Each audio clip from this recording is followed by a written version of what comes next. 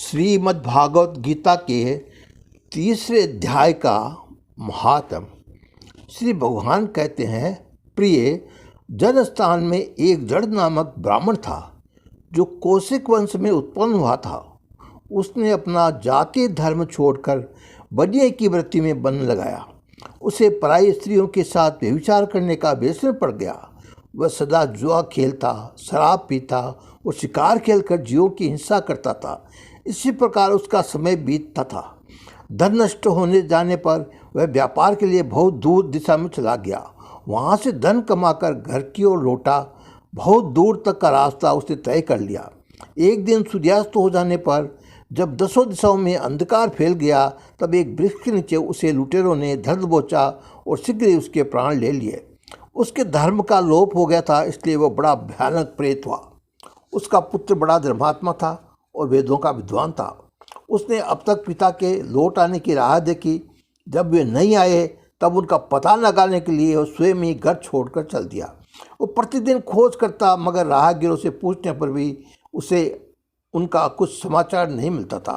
तदंतर एक दिन एक मनुष्य से उसकी भेंट हुई जो उसके पिता का सहायक था। उससे सारा हाल जानकर उसने पिता की मृत्यु पर बहुत शोक किया। वह बड़ा बुद्धिमान था। बहुत सोच विचार कर पिता की पारलौकिक कर्म करने की इच्छा से आवश्यक सामग्री साथ ले उसने काशी जाने का विचार किया। मार्ग में 7-8 मुकाम डालकर वह 9वें दिन उस वृक्ष के नीचे पहुंचा जहां उसके पिता मारे गए थे। उस स्थान पर उसने संध्या उपासना की और गीता के तीसरे अध्याय का पाठ किया। उसी समय आकाश से बड़ी भयानक आवाज़ आई और उसने सामने पिता को भयंकर आवाज़ आकार में देखा।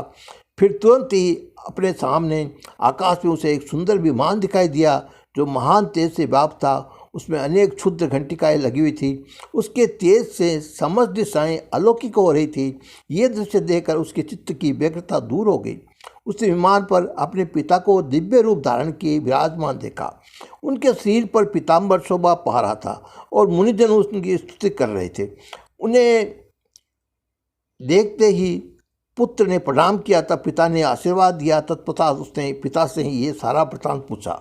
उसके उत्तर में पिता ने कहा, बातें बताकर इस प्रकार कहना आरंभ किया, बेटा, देववश में निकट गीता के तीसरे अध्याय का पाठ करके तुमने इस शरीर के द्वारा किए हुए दुष्कृत्य कर्म बंधन से मुझे छुड़ा दिया। अतः अब लौट जाओ, क्योंकि जिसके लिए तुम काशी जा रहे हो वो प्रयोजन ये इस समय तृतीय अध्याय के पाठ से सिद्ध हो गया। पिता के योग करने पर पुत्र ने पूछा, तात, मेरे हित का उपदेश दीजिए, तब तो कोई और कार्य जो मेरे लिए करने योग्य हो बताइए। तब पिता ने उससे कहा, नग, तुम्हें यही कार्य करना है। मैंने जो कर्म किया है वही मेरे भाई ने भी किया था। इसे घोर नरक में पड़े हैं, उनका भी तुम्हें उद्धार करना चाहिए, तथा मेरे कुल के और भी जितने लोग नरक में पड़े हैं उन सब का भी तुमको उद्धार करना हो जाना चाहिए। ये मेरा मनोरथ है। बेटा, जिस साधन के द्वारा तुमने मुझे संकट से छुड़ाया है उसी अनुष्ठान का औरों के लिए भी करना उचित है।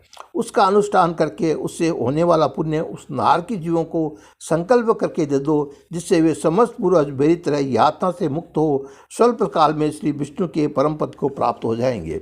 पिता का ये संदेश सुनकर पुत्र ने कहा, तात, यदि ऐसी बात है तो आपकी भी ऐसी रुचि है तो मैं समस्त नारकी जीवों को नरक से उद्धार कर दूंगा।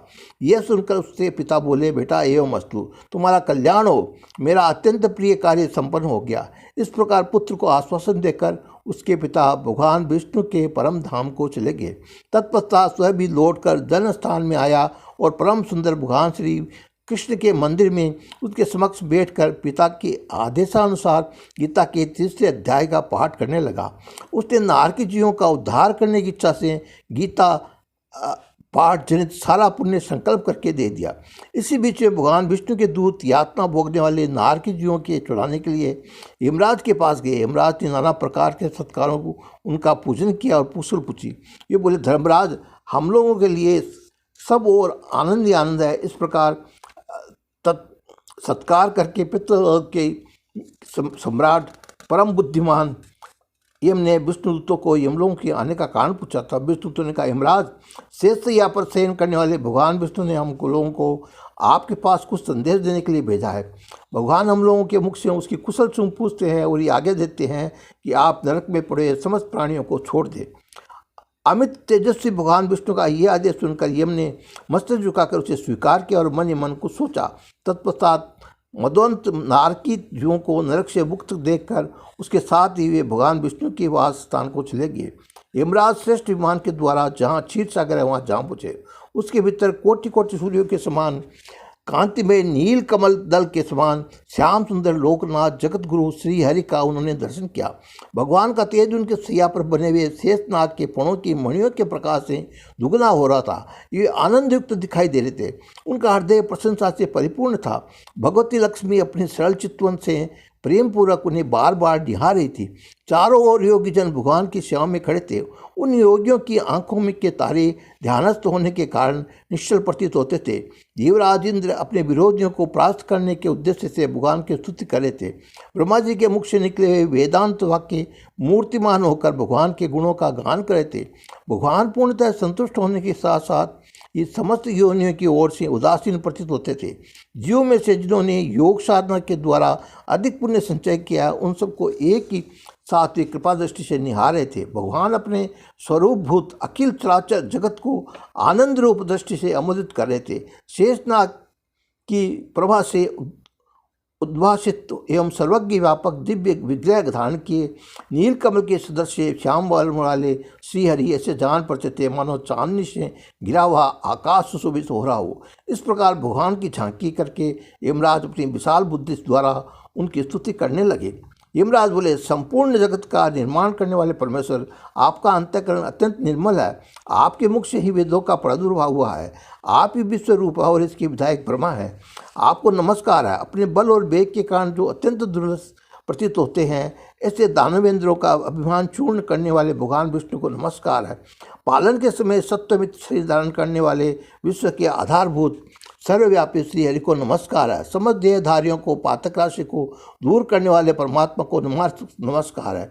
जिनके ललाटवर्ती नेत्र के तनिक सा खुलने पर भी आग की लपटें निकलने लगती है, वह रुद्रपुरधारी आप परमेश्वर को नमस्कार है। आप संपूर्ण विश्व के गुरु आत्मा और महेश्वर है। अतः समस्त वैष्णवजनों को संकट से मुक्त करके उन पर अनुग्रह करते हैं। आप माया से विस्तार से प्राप्त हुए अखिल विश्व में व्याप्त होकर भी कभी माया अथवा उससे उत्पन्न होने वाले गुणों से मोहित नहीं होते। माया तथा मायाजनित गुणों के बीच में स्थित होने पर भी आप उनमें से किसी प्रकार का प्रभाव नहीं पड़ता। आपकी महिमा का अंत नहीं है, क्योंकि आप असीम हैं, फिर भी आप वाणी के विषय कैसे हो सकते हैं। अतः मेरा मौन रहना ही उचित है। इस प्रकार स्तुति करके यमराज ने हाथ जोड़कर, जगत गुरु, आपके आदेश से इन जीवों को गुण रहित होने पर भी मैंने छोड़ दिया है। अब मेरे योग्य जो कार्य है वो मुझसे बताइए। उनके योग करने पर भगवान मधुसूदन मेघ के समान गंभीर वाणी द्वारा मानो अमृत रस से सींचते हुए बोले, धर्मराज, तुम सबके प्रति संभावना रखते हो, लोगों का पाप से उद्धार कर रहे हो। तुम पर देहधारियों का भार रखकर मैं निश्चित हूँ। अतः तुम अपना काम करो और अपने लोग को लौट जाओ। योग कहकर भगवान अंतर्ध्यान हो गए। यमराज भी अपनी पूरी को लौट गए। तब वह ब्राह्मण अपनी जाति के और समस्त नारी के जीवों का नरक से उद्धार करके स्वयं श्रेष्ठ विमान द्वारा श्री विष्णु धाम को चला गया। इस तरह तीसरे अध्याय का पाठ करने से, सुनने से या सुनाने से आदमी का उद्धार हो जाता है। चाहे वो किसी भी लोक में पड़ा हो, उसको सब तरह का उद्धार हो जाता है। हरे नमः। हरे कृष्णा हरे कृष्णा हरे कृष्णा।